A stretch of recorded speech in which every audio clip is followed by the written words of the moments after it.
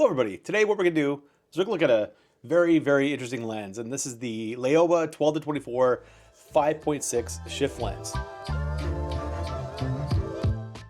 Real quick, for those of you that aren't quite sure what the shift function is, it just allows us to take photos with straighter lines with dealing with buildings that are high in the sky. So in this example, I'm pointing the camera at an angle to be able to get the entire building. But here I'm leveling out the camera and I'm just adjusting the shift function to make the lines straighter.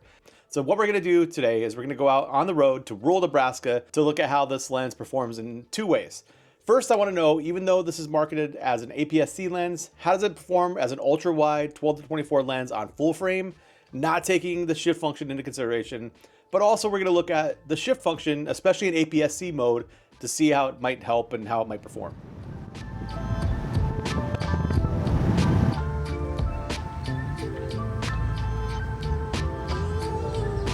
The first stop though today is Julian, Nebraska. Julian is a tiny town of less than 50 people and at least one dog. I'll tell you about the dog later. But right now I'm here for their Americana, and I took this shot of the gas station, my first ever shot with the 12-24 5.6 shift lens. It's full frame, right? I'm working right now mostly full frame, so you can get an idea of how it performs. There is some vignetting on the corners, like this shot at 12 millimeters, but overall I still like it. The lines are pretty straight, and while there's some distortion, overall the lens looks really good. This is a version with a little bit of corrections applied. And for my style of photography, taking photos of rural things like this, I kind of dig the natural vignetting anyway. So I'm probably just going to leave it without the corrections. Here's a closer shot of one of the pumps, and there's some distortion going on, but I think it's not too bad. I'm not using a tripod, so I'm not lining things up. I'm just shooting how I would normally shoot out in the country. And I think it looks pretty good. I'm getting very close, and the distortion doesn't destroy the photograph. And it's also just kind of neat to be able to be that close and still get some background information. Probably a good time just to look briefly at the body and the functionality of what the lens is physically. It's honestly way smaller than I thought it would be, being a 12-24 millimeter lens. And when you put it on the lens hood, you can put on a 77 millimeter filter on it. That's fantastic for a lens that allows us to get this wide. Also on this lens is the focus ring. And remember, this is truly a manual focus only lens. It has no electronic contacts. The aperture ring clicks from f5.6 to f8, 11, 16, and 22. Then there is a shift function that works by rotating the lens for horizontal and vertical shifts. And then to do the actual shifting, you loosen the adjustment here and then rotate this ring to shift the lens left and right or up and down. I still need time to work with the lens. It needs some muscle memory to remember where everything is. And I will say that I love how small and compact the lens is. The all metal construction is great, but I do find it easy to sometimes accidentally rotate the aperture ring or focus ring just because of how close everything is together. It's really a lens that I don't think I'd be able to use with gloves at all. So in the winter and colder environments, that'll be a little bit of a struggle for me. Earlier, I told you that Julian has at least one dog because it's here. It's during my shooting with the gas pumps that I noticed a dog in the street watching me the entire time I was shooting those gas pumps. If you go back to when I entered town, you can see him guarding the street, and I didn't even notice there. But of course, I took a few quick shots of this little guy. It's a good one. I dig how it's based in the bottom corner. The dog's in the bottom corner. I use the Nikon 24 to 120 f4, and then I almost always have the 180 to 600 to the back seat, and I can get a close up. So I'm just kind of showing you the range from 12 to 840 millimeters, how powerful that is. I could basically get anything I could imagine what I see in the scene with just 3 lenses. That's pretty cool. So at the back of the town, there's some really cool buildings, and I think these shots look really good. You can see plenty of detail in the middle of the frame, although the edges have less detail. Again, for what I do with my small town Americana shots, I love the look of these, but I think the vignetting and some of the detail loss when using this in full frame might be too much for some people. It's worth a reminder here that the lens is marketed as an APS-C lens, although from what I can tell, it's the same lens they market as a full frame lens. It's just that the shift function requires APS-C mode, so they had to label it like that. But it does seem like the functionality and the images you get out of it should be basically the same.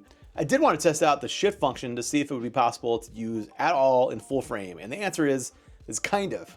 Here's a regular shot at 12 millimeters, and you can see a lot of distortion. Here's a slightly corrected shot with a slight shift, and you can see that the lines are corrected much more, but the corners are now a lot darker. For many people, I think using the shift function in full frame mode is not going to work almost at all. Here's a shot from one of my tests showing how the full frame shot looks with the maximum shift. You You can see the corners are completely gone there, because that's why they tell you that this is an APS-C lens.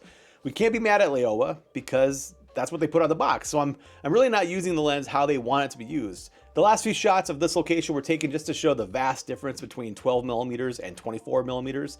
24 millimeters is usually the magic spot for me for being wide angle. You can also see a huge perspective shift in how the scene renders between these two focal lengths.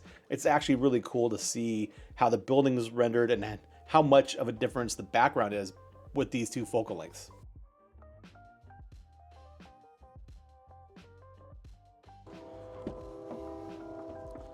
Next up, we're gonna hang out in Auburn, Nebraska for a few minutes. It's a smallish town of 3,500 people.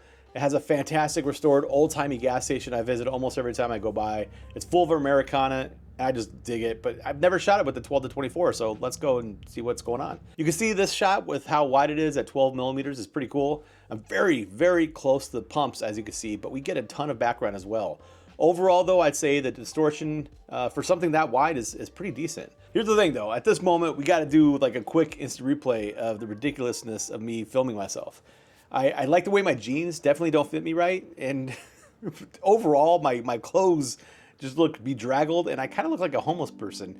I'm also in and out of the scene, very fully conscious that there's a camera filming me, and I just feel weird, and I forget how to use a camera, but I can pretend pretty well.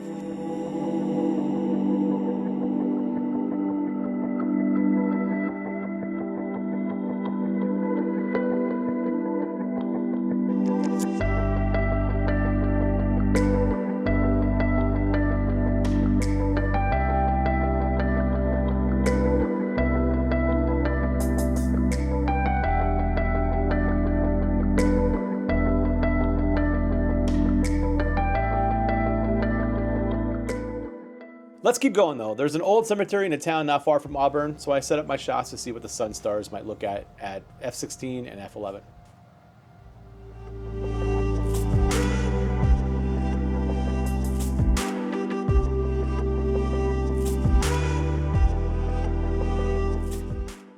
The Suns also offer some really impressive and kind of ridiculous close focus. It's almost absurd how close you can get, which you can see in a couple of these photographs.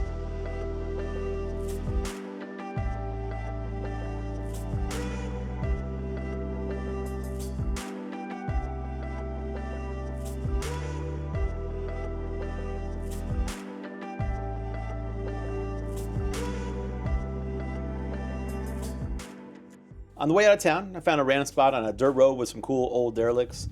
Here I just wanted to get close and use the lens of full frame to see how well it holds up, using some of that really wide distortion to make photos with a little bit more impact.